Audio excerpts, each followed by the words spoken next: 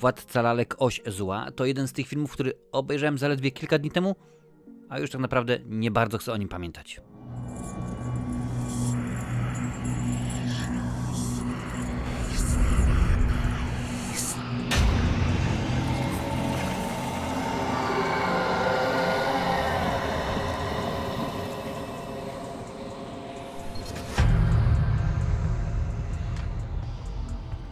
Władca Lalek Oś Zła to 9. część. Ja wiem, że w sumie 10, ale tak naprawdę Puppet Master kontra Demonic Toys nie jest w kanonie, więc się nie uznaje. No dobra, powiedzmy jest 9, 10, nie ma znaczenia, bo ten film jakościowy również nie jest. A skoro kultowe horrory, to zdradzam fabułę od A do Z. Więc zaczynamy w 1942 roku. Tak naprawdę mamy Tulona, który popełnił samobójstwo, czyli to, co znamy z jedynki akurat. Specjalnie na potrzeby tego filmu odwzorowano bardzo dobrze, akurat to jest bardzo dobrze zrobione. Odwzorowano właśnie pokój hotelowy Tulona. No i oczywiście mamy jednego chłopaka, który znajduje lalki, no i jak najbardziej dowiaduje się, no oczywiście, że tak, skoro wojna, no to tak musi być, że gdzieś jest jakiś pomysł, bo są naziści, którzy chcą, oczywiście, że tak, dostali się do armii amerykańskiej, no i chcą tam wysadzić wszystko. Oni są w konszachtach oni są w konszachtach z Chińczykami, z Japończykami, żeby to wszystko rozwalić, rozsadzić. Oczywiście pojawiają się nowe lalki, bo między nimi pojawia się ninja. Wiadomo, skoro są Azjaci, no to musi być i ninja. Jest oczywiście dziewczyna, w której się chłopak zakochuje i tak dalej, więc to wszystko się jak najbardziej, przynajmniej w tym aspekcie, zgadza. No i udaje się, no oczywiście, że się udaje, mamy otwarte zakończenie, bo akurat jest to jedna z 3 części osi. No tak, zgadza się, bo nie tylko jest oś zła, ale później będą jeszcze kolejne 2 części z tym związane.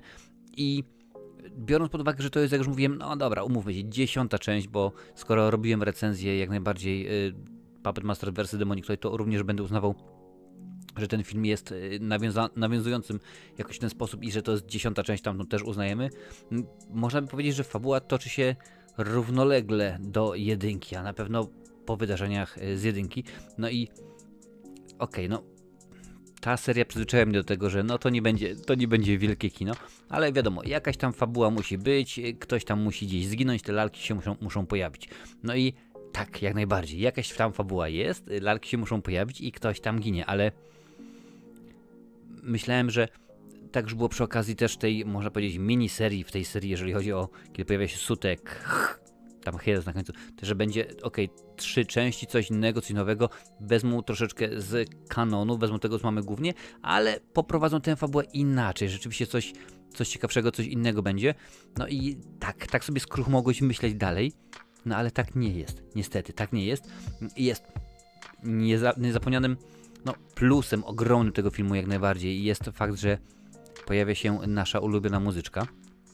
Jeżeli mówię o plusach w filmie i to jest ta opcja, no to nie może być naprawdę za dobrze, bo fabuła, tak, chciałem, żeby było więcej, żeby było ciekawiej, żeby było inaczej pokazane. Już udowodnili to, że nie no, weźmiemy inaczej, nie będzie jednej linii czasu, a w tym momencie już mamy mnóstwo. Pamiętaj, dopiero w odcinku z ciekawostkami opowiem Ci, jak oglądać, bo to jest straszne pomieszanie, jeżeli chodzi o Władcę Lalek, no ale rzeczywiście dostajemy film, który, chciałbym powiedzieć, no jest dobrym, jest może nawet nie tyle dobrym, jest ciekawym, ale on nawet nie jest ciekawy. Bo przyzwyczaiłem się do tego, że no to nie będzie bardzo, bardzo krwawe, że te lalki nie będą jakoś super ekstra zrobione. No wiem, że na początku w pierwszych filmach ta animacja poklatkowa była dobra, ale tutaj nawet animacji poklatkowej nie ma. Nie istnieje w ogóle, stwierdzono, że nie tym razem nie będziemy czegoś takiego robili. No nie wiedzieć czemu, może budżet był zbyt mały, nawet sprawdzałem na IMDb czy na Wikipedii, nie ma informacji o tym, jaki był budżet, więc zapewne był skromny, no ale tak to jakoś było. Jest to pierwsza część w ogóle Władcy Lalek, która nie była kręcona w Ameryce.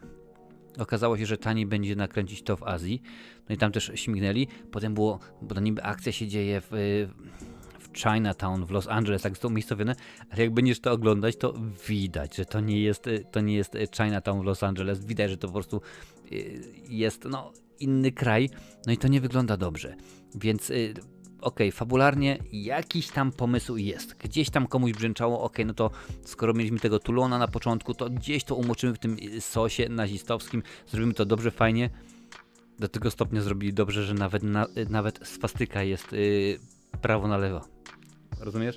No, okej, ja wiem, już widziałem nie jeden film, oczywiście nie mówię o horrorach, ale nie jeden film widziałem, gdzie nagle okazało się, że flaga szwedzka była wrzucona na przykład za fińską, flaga słowacka za czeską i tak dalej, i tak dalej. Hollywood nieraz już mnie nauczyło, że oni mają głęboko w pamięci to, czy my rzeczywiście jakimi krajami jesteśmy, jakie są flagi i tak dalej, i tak dalej. I tutaj oczywiście nie mogło być inaczej. Jakoś totalnie wywalone mieli po całości.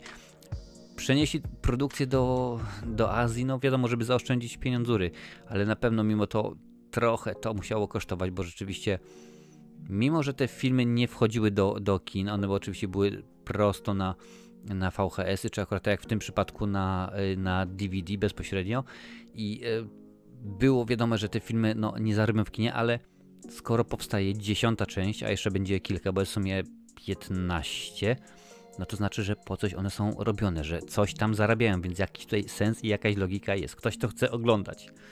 Chce albo musi, więc z tym jest naprawdę bardzo, bardzo różnie. Tak patrzę, tutaj już mam ciekawego napisane.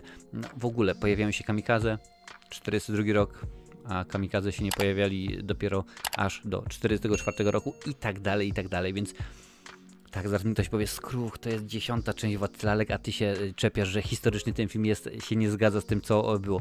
No ale jeżeli już robisz film, który no, tak jak popatrzymy na całą serię, no to ten wątek właśnie Niemców, II wojny światowej i tak dalej, jest dosyć mocno umoczony w tym wojennym sosie, więc ktoś by mógł pomyśleć, nie no, skoro jest ten sam producent, ta sama wytwórnia, czyli Full Moon Productions bodajże, czy jakoś tak, no to mogliby ogarnąć, żeby to jakoś sensownie wyglądało, żeby to miało ręce i nogi, a tym razem jednak się okazało, że no nie będzie dobrze, nie będzie fajnie, tych rzeczy jest fabularnych, nie zgadzających się mnóstwo.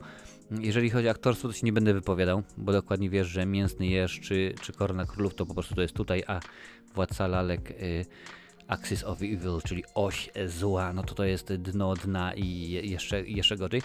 Pojawiają się nowe, jak już mówiłem wcześniej, pojawiają się nowe kukiełki, nowe lalki, bo jest właśnie ninja się pojawia, który tak naprawdę się okazuje później jest bratem tego chłopaka, co jest głównym bohaterem, bo go zamordowali i on potem ściąga, że tak powiem, esencję z brata po to, żeby ją przeszczepić do ninży i to w ogóle wygląda tak, zgadza się, no przekomicznie można byłoby rzec, nawet nie tyle, bo okej, od początku było wiadomo, że to nie będzie straszny horror, bardziej horror komediowy, no ale to nawet też nie jest w tę stronę, bo jeżeli popatrzymy na przykład na horror komediowy, czyli Powrót żywych trupów na przykład, czy no nawet Straszny Krzyk, który jest bardziej komedią, horrorem, ale dokładnie wiesz, o co chodzi, no tutaj nie ma aż tyle tego humoru, żeby można było stwierdzić, patrz, przynajmniej humor ratuje ten film, tę produkcję, jest dobrze, jest fajnie, jest sensownie.